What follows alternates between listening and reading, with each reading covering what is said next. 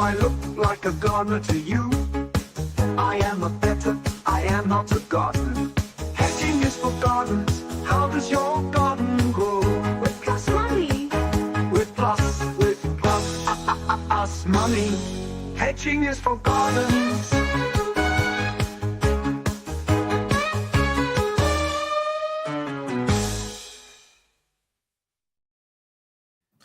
Welcome everyone to Betting Weekly Live. It's Tuesday, the 11th of March, with Steve Wyss and Nigel Seeley. Nigel, how are you this week? I'm okay, mate. I'm looking forward to this week. Hopefully, we can go a lot better than the last time I was on. Last week was an absolute disaster. And there's the old song by D. Ream used to say, things can only get better, my friend. Things can only get better. No, I'm looking forward to this afternoon. I've put a lot of effort into these things today. So, people are criticising my work ethic. I put a lot of effort into it. And hopefully that hard work will see winners return today. Yes, high expectations today. It was a difficult card, I thought, last week in the end. Quite a lot of surprises. I got quite a few things wrong as well. It was quite a few favourites won, but I don't think a lot of them were really fancied. So, it's really opened up the draw. It's opened up quite a few things. We're here to talk about all 4 Champions League games today, starting with the early match, Barcelona against Benfica. We've got some English Championship plays as well. Welcoming everyone. Put down your best bet today. In the Champions League or wherever you're betting worldwide. But good to see you all in. Villa fan, Byron, Rick Haley, Ming Chung, Leslie Mack as well, Duncan, real Brendan King as well. Ryan Guertin, how you doing?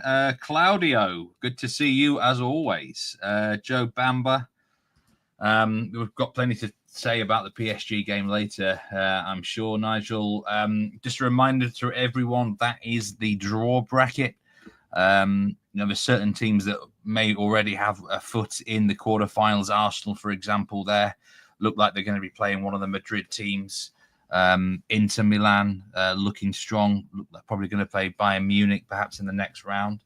And these are the latest future prices as well with Bet Rivers. Barcelona are the favourites to win the Champions League at this point in time, plus 350 with Bet Rivers. And then you got Liverpool and Real Madrid at plus 400. I mean, what can we learn from last week, Nigel, do you think, in general? Do we have to look beyond the box and the logical sort of things? Because there were quite a few surprises going against the grain. Don't bet under 2.5 in first legs anymore in European Champions League matches. I think that what we learned last week was that the English Premier League sides are obviously considered a little bit higher on the ratings of these bookmakers and these bettors. The likes of Arsenal, Aston Villa produced a good win, and obviously Liverpool as well did the most incredible match you've ever seen. The other thing is about the other half of the bracket. The other half of the bracket is going to throw someone in it. Is going to be a finalist here at a decent price. Inter Milan, potentially Bayern Munich, potentially. The other half is going to be loaded. No, but really, purely and simply, I just think that the big read that I got wrong completely last time I was on this show was the under 2.5 in the Arsenal match, and that was just a freak result. That I don't think we'll ever see a match like that again for a very long time. Hopefully not.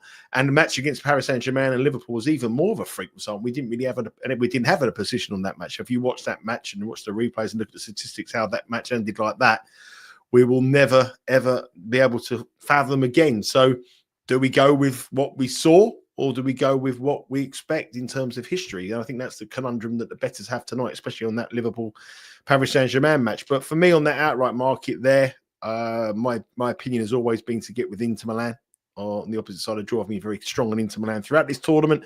Nothing's really changed. I think the value lies in that opposite end of the bracket rather than the end that's loaded with the likes of Arsenal, Liverpool, Aston Villa, and Real Madrid. Yeah, I'd agree. I think Inter are in a great shape. We'll talk about them very soon, of course. Some notable winners and losers last night. Over goals in the first half in West Ham Newcastle let a lot of people down. I didn't really know that was like a big fancy or a big play, but that was costly. Lazio also costing quite a few bettors yesterday. Nearly a $4,000 play on the money line there losing out or just a 1-1 draw against Udinese. But in general, not a huge amount of action on Monday. A lot more action expected today. There's several Bet Rivers House specials. There's some individual games which I'll talk about. But the goal line, over 13.5 total goals across the 4 Champions League matches at plus 120. If you like that, that's something for people to consider. And the corners line is at 44.5. I must say I've not got involved in the total corners in the Champions League nights, Nigel. But 44.5, that is the line if you do like it. My stats never went into corner markets. I mean, there's a few questions coming in straight away, and I want to just address a couple of questions straight away from, I'm not going to shirk any questions. Claudio S., Steve and Nigel both losing 2-unit bets over the weekend. Yes, we did lose 2-unit bets over the weekend. And Claudio, again, sat at the bottom there, turns out, says, why are you both negative units on the season? Can you explain? Well, let me explain to you, Claudio. I've done this for 20 odd years, 22 years. It's probably been my worst ever season. It's also very, very hard when you come on a show like this and you have to pick 3 bets, an official bet, a next best, and a hot dog. So you've got to get it. You've got to get it pretty right, pretty much most of the time. It's quite difficult. When I come away from this show, I also bet on things like English lower leagues, which haven't been that great. I obviously bet on tennis as well. I bet on other sports. But the channel we do here, we have to pick one particular bet. If you went through every single one of our leans on the Premier League show this season, and probably with Steve and James, which Steve and James are doing exceptionally well, by the way, they're turning around. They're doing figures on this channel that are better than anybody else. And also on this channel, we're transparent. We tell everybody what we're doing, whether we're winning or we're never losing. And we'll accept criticism when there's criticism. But let me just tell you one thing. I guarantee you that we will turn it around. Probably not. I don't think I can make profit this season on the Premier League show, but I'll give it a good go. But it's very, very difficult when you do 3 particular bets, when you have to have one particular bet, one next best, and also you're betting on a Thursday or bring tips on a Wednesday night where things can change in 2 or 3 days. If we did a show on the morning of the show with team news coming in, with various different news and various different things, I think it would be very, very different. But the one thing we do, whether we win or whether we lose, we're transparent. We put it up there. We tell you what the figures are. We're not hiding. You go and find me one other show that does this kind of stuff, who's as transparent, as honest as we are, and ask them why they're not putting their figures on, why they're losing. So let's answer that straight away. But like I say, I've done this for 18 years, haven't had a proper day's job for 30 years. Can't be doing that bad, can I? Yeah, what I will actually say is, if you look at, for example, James's record, it's actually exceptional for what the process we have to do. Like you mentioned there, Nigel, we're picking games 3-4 days in advance. There's a massive production thing behind the scenes to get all the graphics and things ready.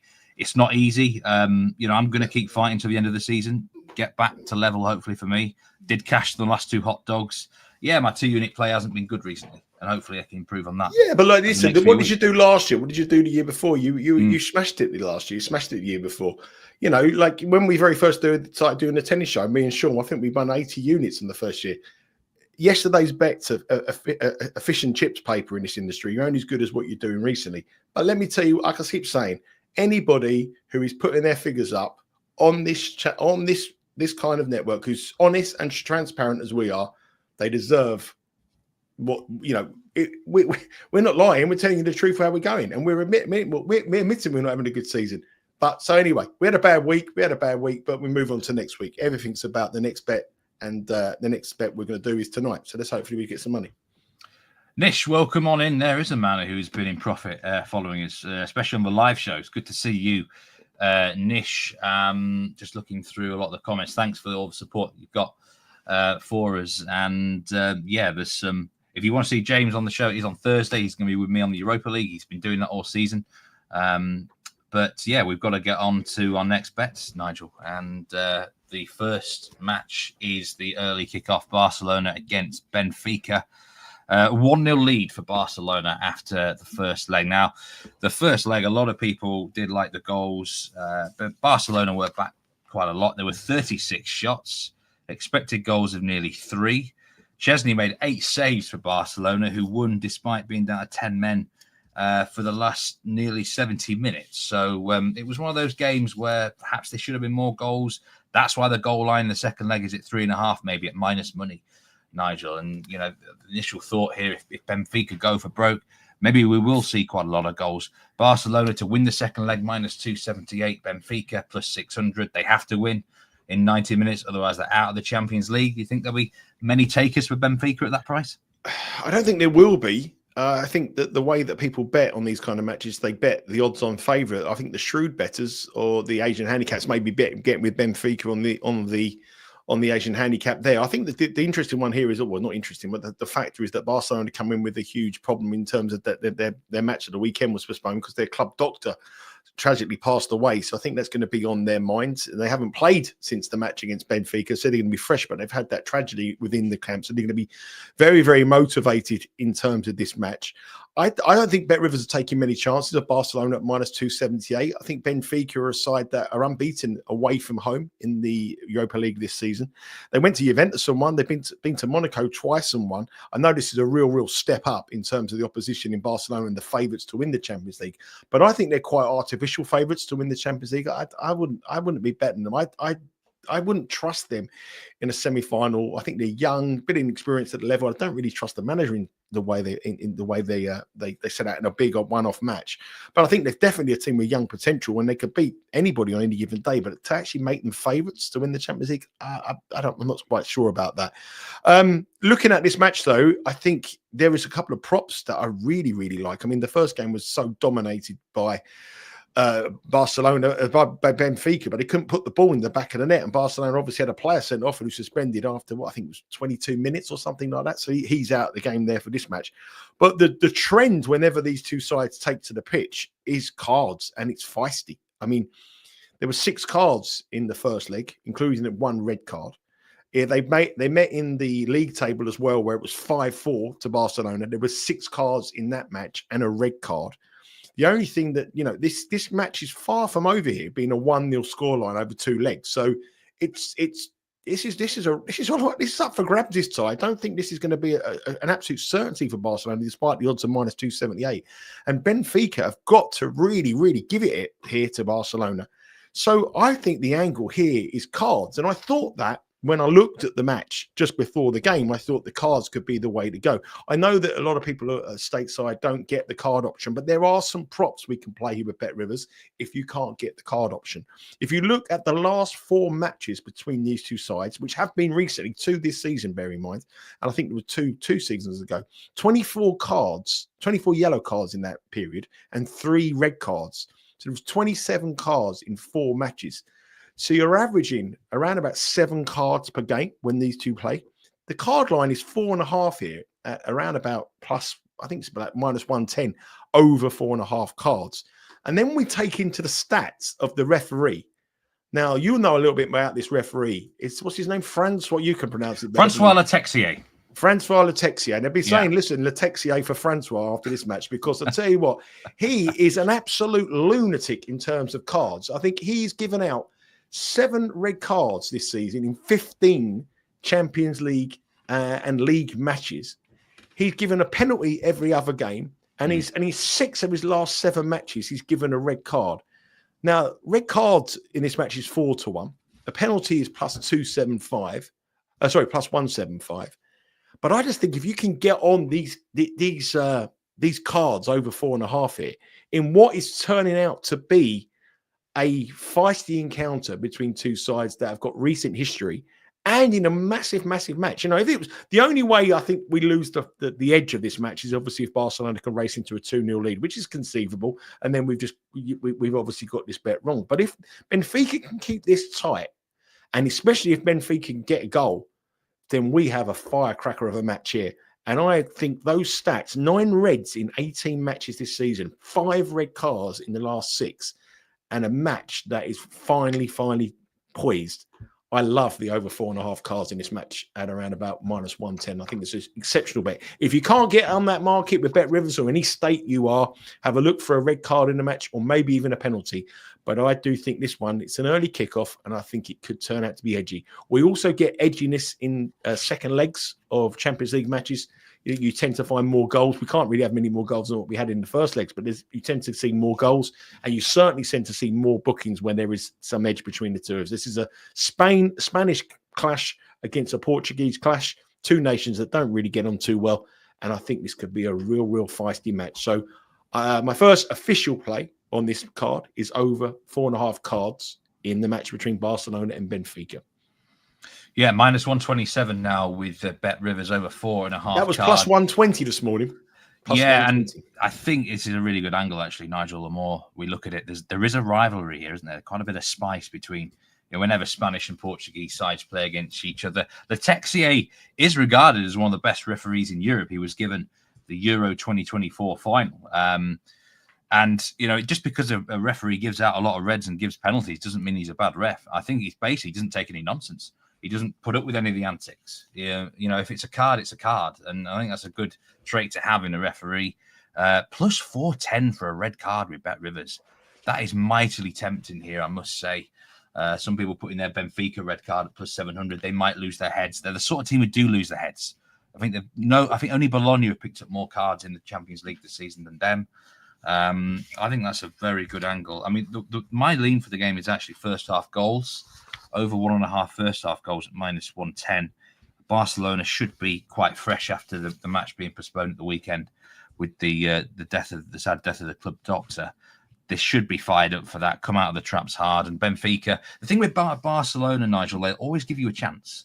They'll always give you a chance because of the way they play. You can get in behind them. They can give up some fairly big opportunities sometimes. Well, they were involved in that crazy match, wasn't they? The 5-4 in the group stages, which is a crazy affair. But I just feel that I can see the goal angle, but I think if we do get goals and Benfica get in it, we're going to get edginess. And I think there is some rivalry between these two sides, and that prop of the overs over 4.5 bookings is probably the way I would go. There's a house special I quite like here as well with Bet Rivers. Barcelona to score in each half and record 10 or more total shots against Benfica. Well, the 10 shots should be a given, really. I'd be amazed if they don't get 10 shots here.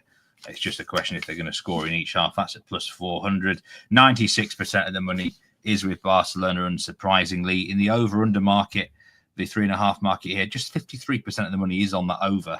And I think for the whole match card, maybe minus 114 is just not an amazing price. So that's why I'd rather go into the first half goals.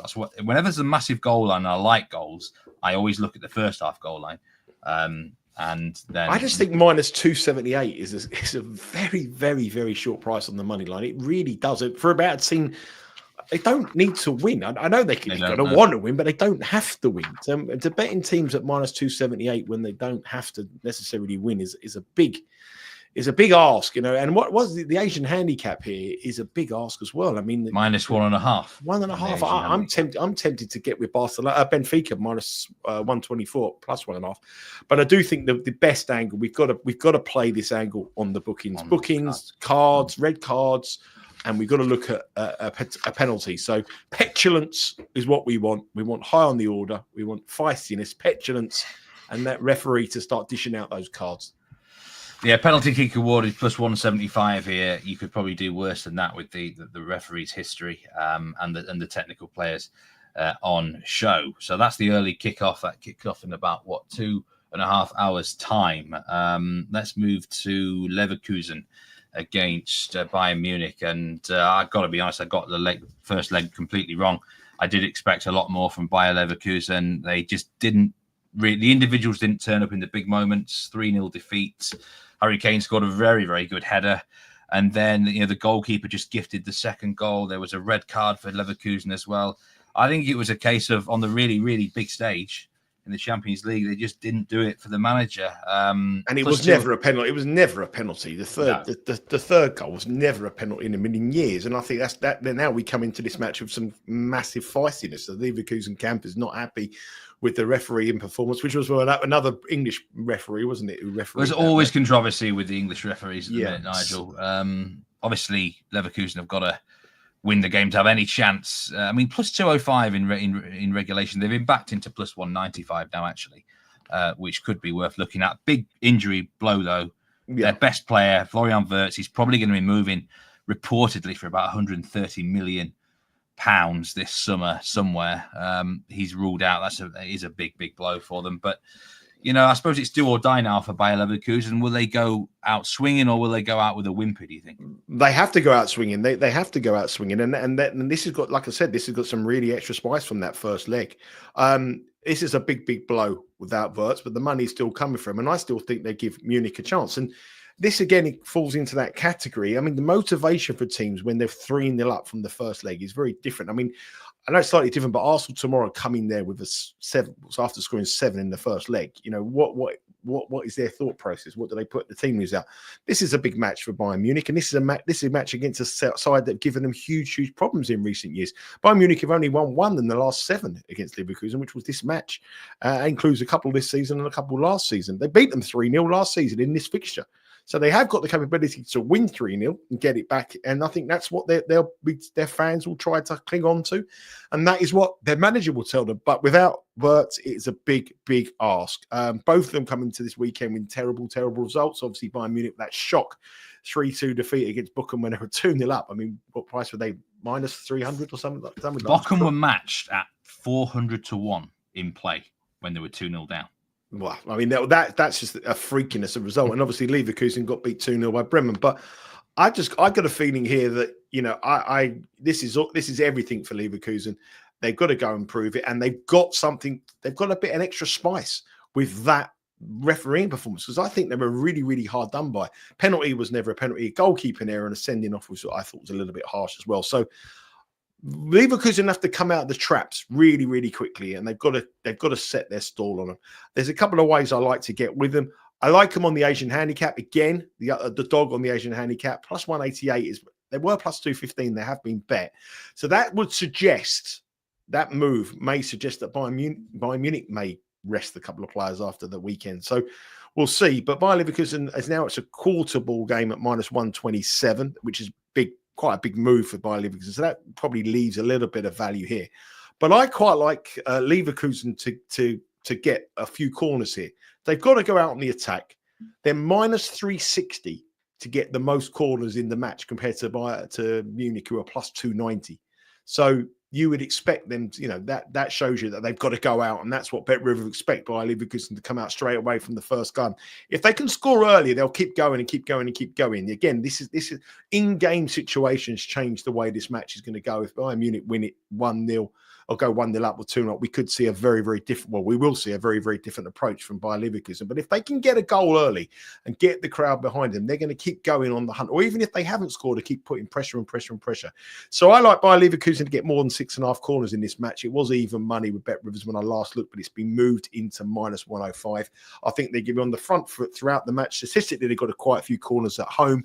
And I think Bayern Munich might sit back and try to just sort of hit them on the counter. They don't have to do too much, Bayern Munich. They've got some big games coming up in the Champions League. They will qualify from this match, but I do believe that Leverkusen may give them some problems. So the Asian handicaps move a little bit too much for me, but just a lean. I'm no official pound here, but if he's looking for an angle, I'll get with the Leverkusen angle that they have to go all out for the win from the first whistle, get a goal early, and try to get into Bayern Munich. So, and Bayern Munich are weaky. They're leaky, and their weakness is defensively. So, I think Leverkusen to get more than 6.5 corners at minus 105 would be a lean for me.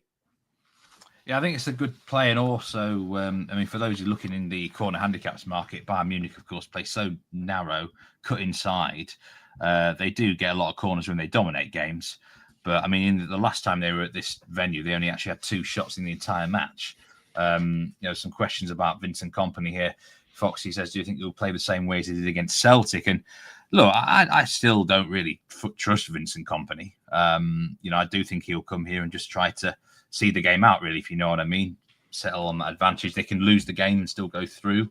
Yeah, I do have a couple of goal scorer leans, Nigel, here. Yeah. I think that Xabi Alonso is going to have to unleash Patrick Schick or Victor Boniface here. He hasn't started them against Bayern. He's gone with a strikerless system, but I believe the pressure is going to be on him to give one of them the start at least. Plus 220 for Schick, plus 215 for Boniface. I'm going to back them both. I think only one's going to start, so one of those will get void. But both are really good strikers. Schick especially, I think, has had a strong season. And his extra physicality might be something they need in attack. I just don't think Xabi Alonso can go strikerless this time, especially with no Wirtz around. So I do think those goal scorers are worth a play. Giuseppe Malacino there says Leverkusen team total plus 150. I think over 1.5 goals that would be, wouldn't it? Giuseppe, maybe. Yeah, that is maybe a tempting price as well. The money line here, though, 83% of the money's on Bayern Munich. Which, to me, that feels like a complete reputation, in terms of the public there, just looking at a name and thinking Bayern are going to win. Yeah, I think that's probably right. I mean, I know everyone says that, you say they don't necessarily have to win, but they want to win. But I do think it's definitely in their tactical approach not to go all out and get anyone injured. So I think, Bayern Munich would like to score and put the game to bed. What they don't want to be 1-0 down, the crowd going mad, and be 2-0 down with 20 minutes to go.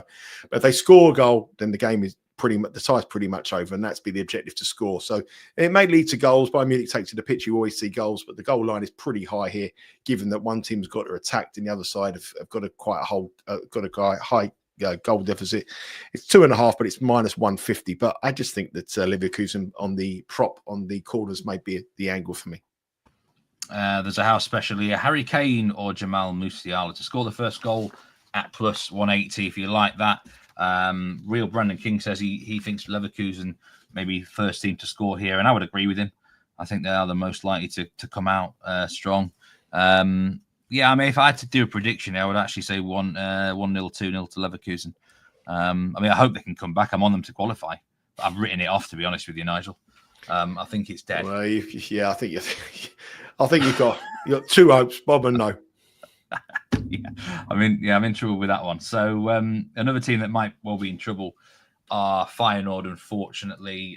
2-0 down after the first leg. Could have been even worse, but Inter missed a penalty.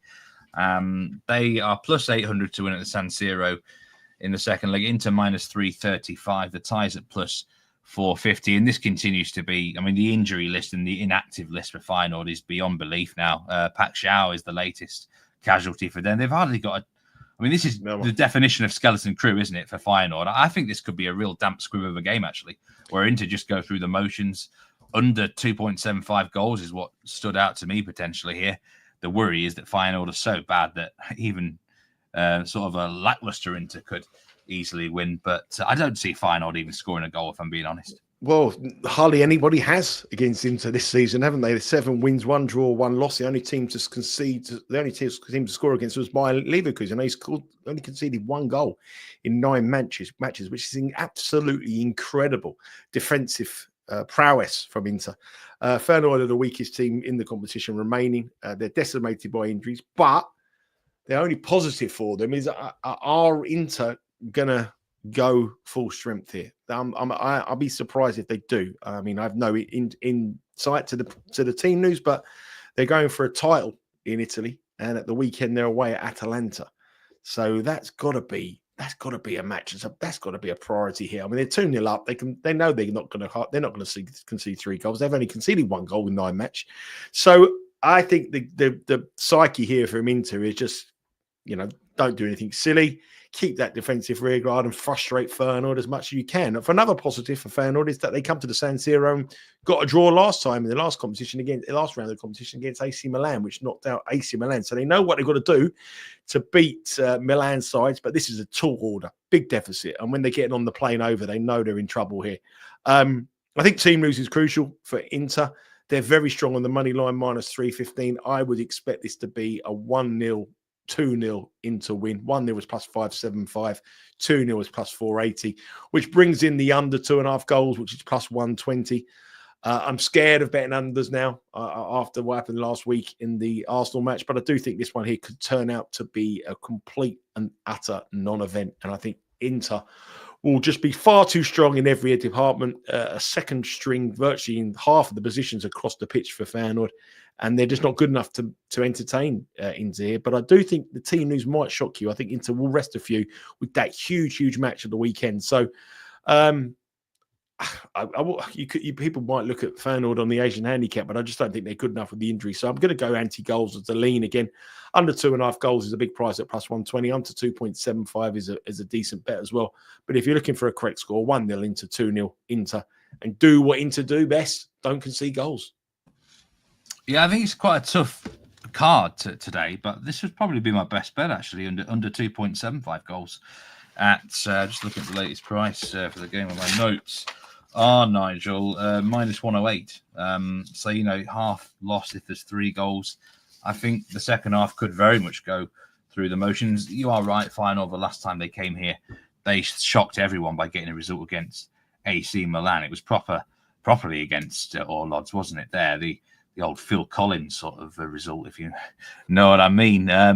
But yeah, they are a poor side at the minute with the players they've got missing.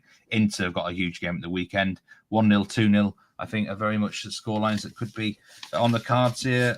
Not too much betting action in this game. 95% of the money is on Inter Milan, as you might expect. And in terms of the over-under market, just 60% of the money is on the over. So I think quite a few bettors out there are thinking about under here. Under 3 goals as well, minus 143. Byron says there, if you want the full security of the 3-goal push, that could be something to look at as well.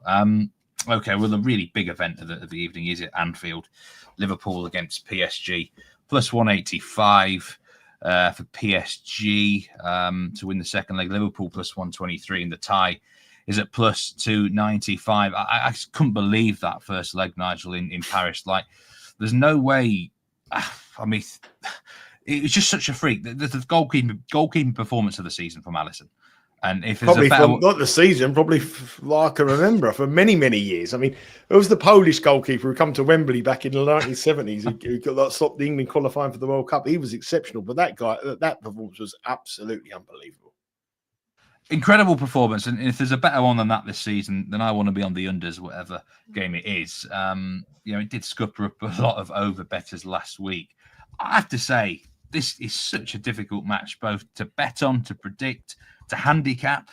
There'd be some people out there who genuinely would probably make PSG favourites to win the game, the second leg. Well, I know Lewis Jones is very, very keen on them. I think it's one of these things where you look at the eye test and what you looked at the eye test last week and you think that Liverpool were run ragged. And, on any other given day, they would have come here to Anfield with a 3-goal lead. And it's whether you think they can replicate that or you think that Liverpool, with the home advantage that Anfield Butchers kept them in ties and gotten through ties in big European nights, is going to get them through. So it's really a question of what you think. I really have no idea on this match. I'm looking forward to it immensely to watch it, but I really wouldn't have a clue of where this is going to go. If you look at some of the statistics here for Liverpool at home in Europe, it's frightening.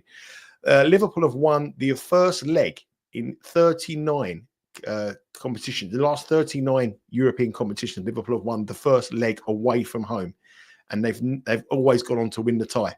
They've never, ever lost the tie when they've won away from home, when they brought the sides back to Anfield. That shows you how much it's hard to beat Liverpool at Anfield. So 39 times in knockout football in Champions League, Liverpool have won the first leg away. When they come back to Anfield, they've never, ever lost. So that's an incredible statistic. If you look at this match, though, I just think it's so hard. I mean, I know Lewis Jones is keen on Paris Saint-Germain, and he's bet them to win the tournament quite heavily, and he was thinking about going in again. I suppose if you think they can beat Liverpool, that is the play you want to have. I was going to say that's probably the better bet, isn't it? That's probably the best bet to have from here.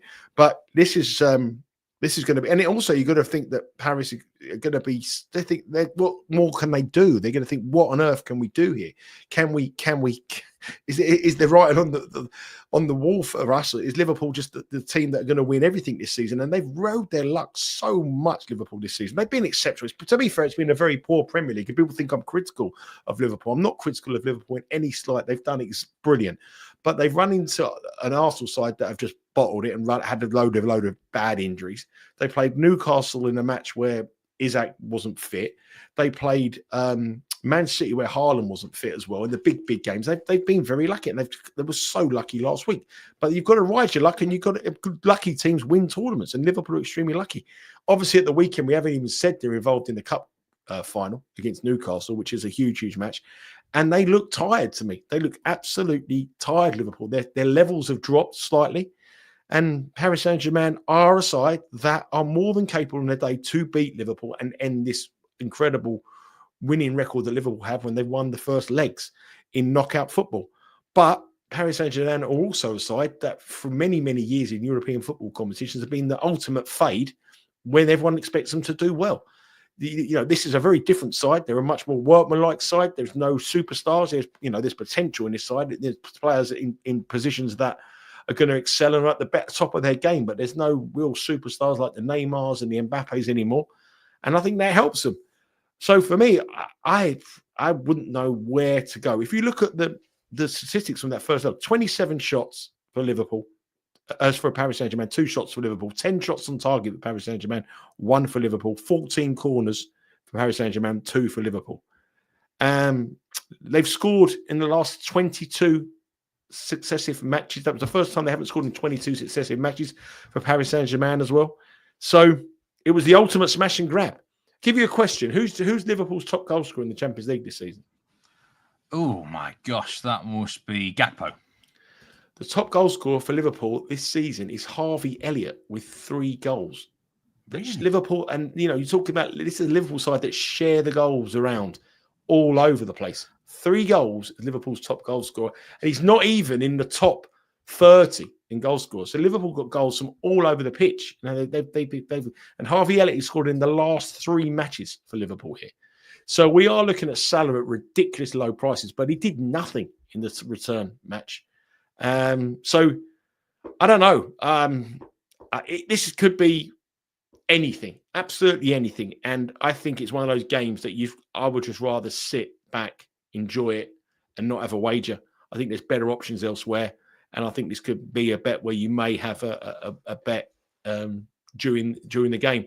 But if you want to go with a goal scorer, I mean, Harvey Elliott is a player that if he plays, obviously he could be a doubt not to play. But he's the top goal scorer for Liverpool this season. And he's plus 390 to score any time. And this could be a high-scoring game, and Harvey Elliott was the guy who scored the goal over in Paris as well. 3 consecutive matches for Liverpool in Champions League. Harvey Elliott scored in all 3. Top goal scorer, plus 390 could be a bit of interest. But really, honestly, I would not have a clue where to go here. Yeah, I really am struggling in the main markets. I think it's generally a no-bet match. I was looking at some of the player prop that interests me the most from the PSG angle is the Georgian, Gavisha Kvaratskhelia. Now, he's someone, he had, I think, nearly all of his shots on target last week. 5 shots, 4 on target. He's always a player I've rated really highly technically. He likes to chance his arm. Over 1.5 shots on target for him is at plus 170. And to score or assist at plus 165, Gavisha Kvaratskhelia. I know people were mentioning Dembele there, but I said last week, would you really trust him with a big chance in a big game? And he failed. He did fail when the spotlight was on him, when the pressure was on him. And unfortunately, PSG historically, as a general team, have struggled on these big occasions. It's let them down in the last decade. So definitely, I couldn't trust Dembele, but there's no doubt they did give Liverpool a lot of problems. I think I agree with what you said, and there's a few in the comments as well. Maybe a poorer Premier League this season. Maybe this is not an amazing Liverpool side. I do think Slot's done well, though. There was a comment about Slot saying he's been very lucky. I think he has managed the squad quite well. He's been brilliant. I mean, he's changed things. He's changed tactics. He's changed players at key moments of time. And it's his first season, and he's been brilliant. But in big matches, he's been extremely lucky. But you've got to be a good side to get lucky, and you've got to be in that position as well. But I do think once the Premier League is wrapped up, Liverpool are going to have to save their legs if they're going to go deep in the Champions League, because the amount of fixtures they're playing is too much for anybody. And I've just seen signs that some players aren't at it as much as they are. And tonight they've got to be at their game. But the atmosphere at Anfield is going to be electric. And when those teams come out on the tunnel, You Never Walk Alone gets played out. There's a lot of big teams that have bottled it on big occasions. And this is a young Paris Saint-Germain side who will probably go in there thinking we shouldn't be in this position. We should be 2-0 up at least from that first leg. And they may have missed the boat, and Liverpool could sense that fear in them. But it's going to be a classic match. Yeah, I think it's going to be a really good game. 82% of the money is on Liverpool on the money line, but only 52% of the tickets. So quite a lot of the tickets are fancied on PSG. There's a house special here. Liverpool win. Both teams to score, yes, plus 220 for those who are interested in that. One of the biggest bets on the game is Liverpool to go through at minus 370. Over nearly $5,000 play on that one.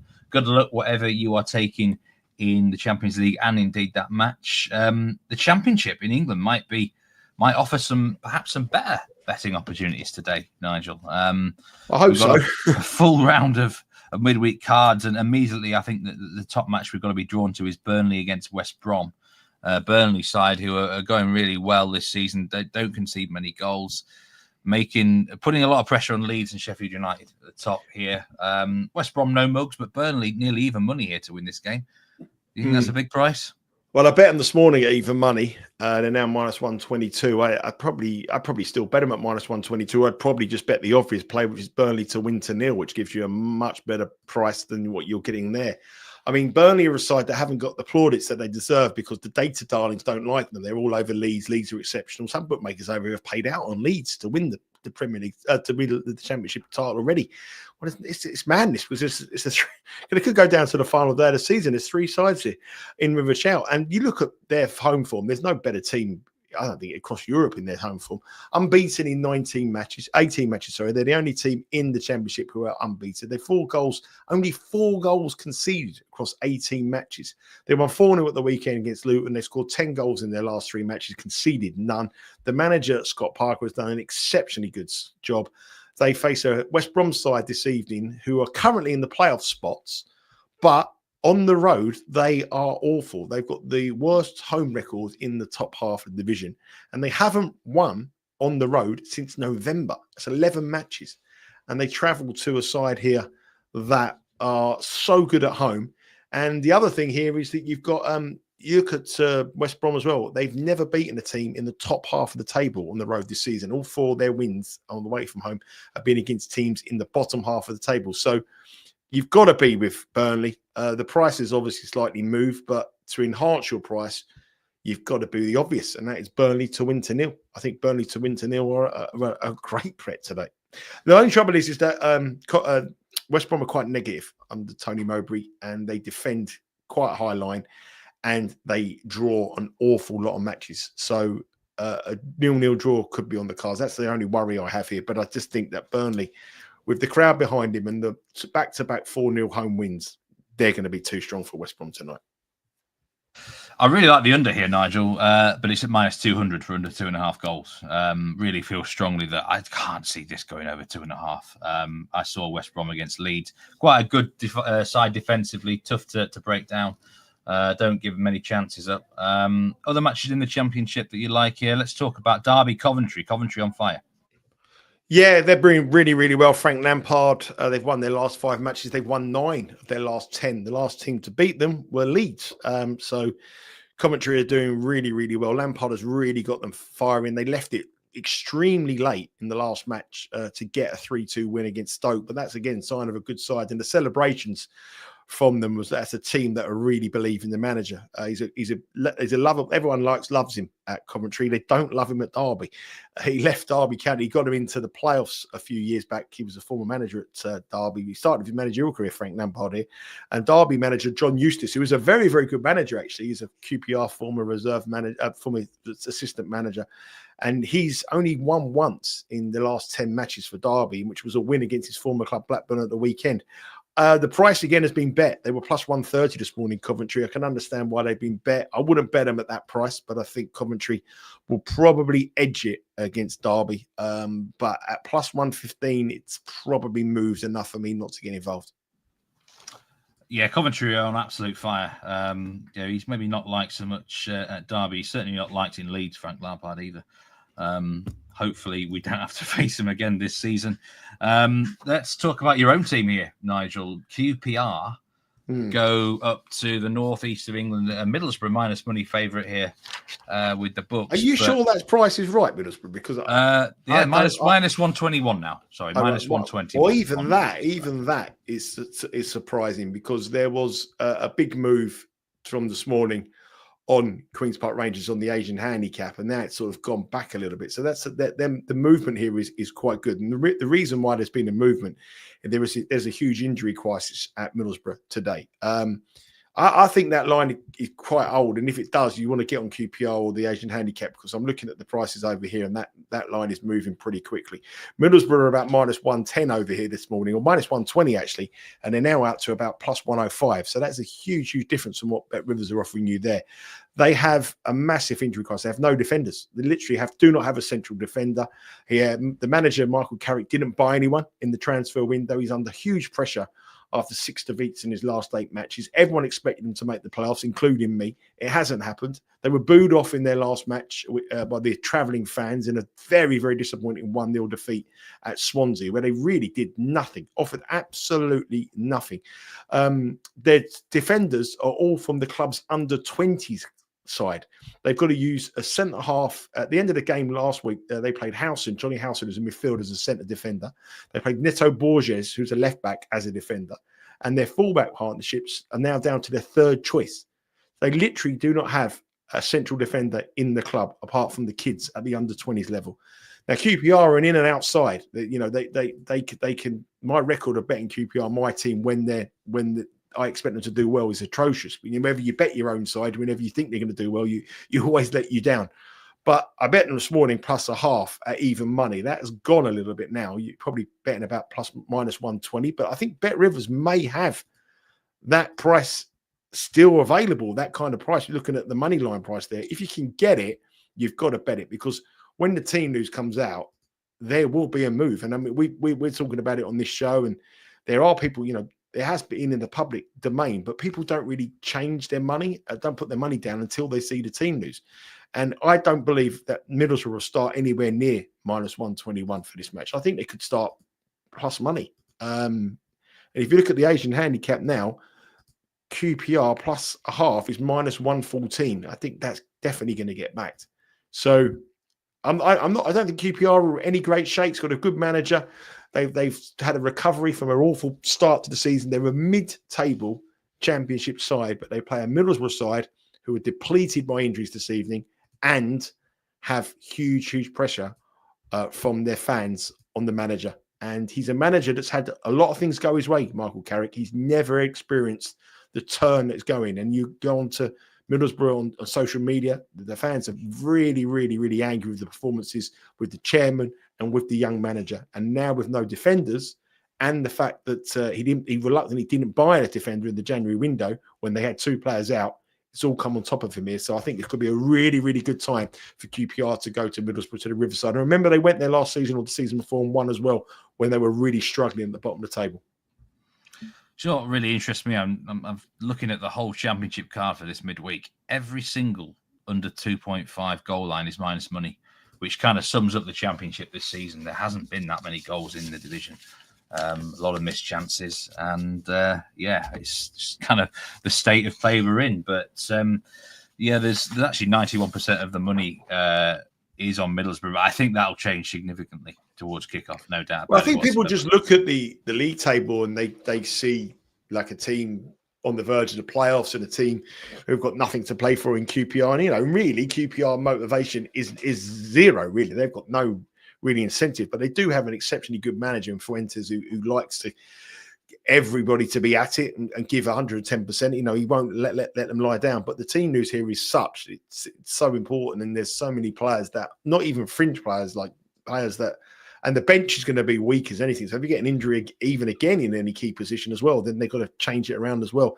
And the atmosphere is toxic. So Middlesbrough is a hard place for people to go and watch. When you go to see Middlesbrough, even when the top of the championship on a midweek match at the Riverside Stadium, there's hardly anybody ever there.